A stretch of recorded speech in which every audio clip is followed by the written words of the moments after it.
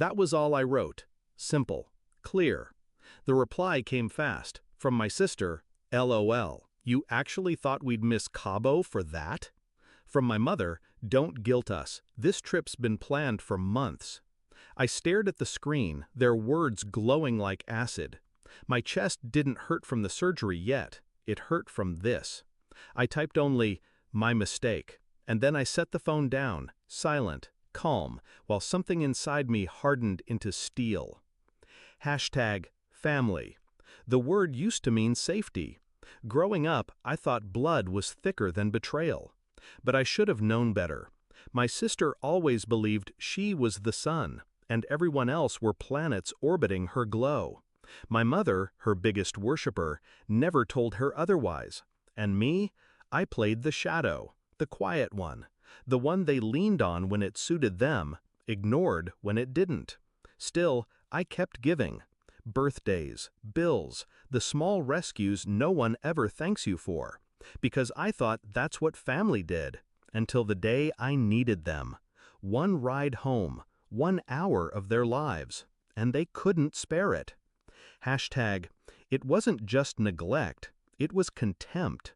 I scrolled the chat that night, past messages, jokes at my expense, screenshots where they mocked me behind my back. I saw it all differently now. I wasn't family to them, I was utility. And when I broke, they tossed me aside. But they made one mistake. They assumed I would stay quiet. I didn't confront them. I didn't beg. Begging is for the powerless. Instead, I prepared. I spoke with my doctor, confirmed the date, confirmed the recovery. And then I asked a favor. I asked the nurse if she would take a call from my mother should she ever inquire. I gave her the exact words. Calm, professional, clinical.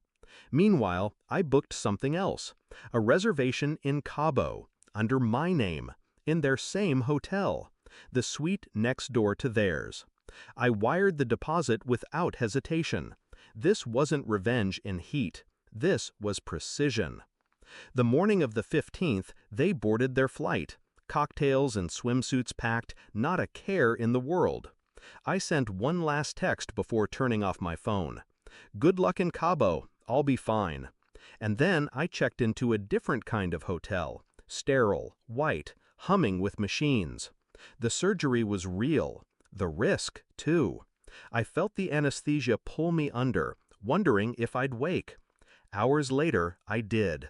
Groggy, sore, alive. I asked the nurse, did she call? The nurse smiled. Yes, she did. We said what you told us. Perfect. In Cabo, my mother's phone rang. The hospital line. The nurse's voice was calm, rehearsed.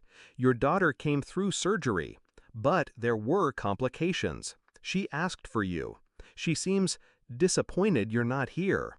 Silence on the other end, the nurse told me later, followed by a strained, guilty stammer. That guilt. That was the seed I wanted planted. 2 days later, I walked into the hotel in Cabo, not limping, not broken, whole, stronger than ever. I saw them at the pool, sunburnt, drinks in hand, laughter shallow and forced. My sister spotted me first. The color drained from her face. My mother froze, her hand tightening on her glass. I walked straight past them, into the suite next door. No words, no explanation. Just my presence. Proof that I had been here all along. Proof that I knew exactly where they would be. That night, when they knocked on my door, I let them stand outside. I let them beg through the wood, voices quivering, panic laced with shame. I didn't answer. They needed to feel silence the way I had felt it.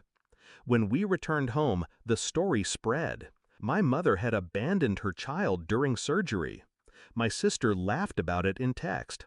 Everyone saw the screenshots. Family friends stopped calling. Neighbors whispered. They lost their pedestal, their reputation.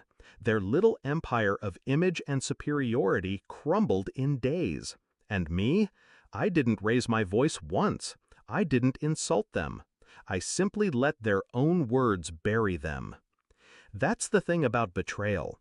You don't fight it head on. You don't scream. You don't demand.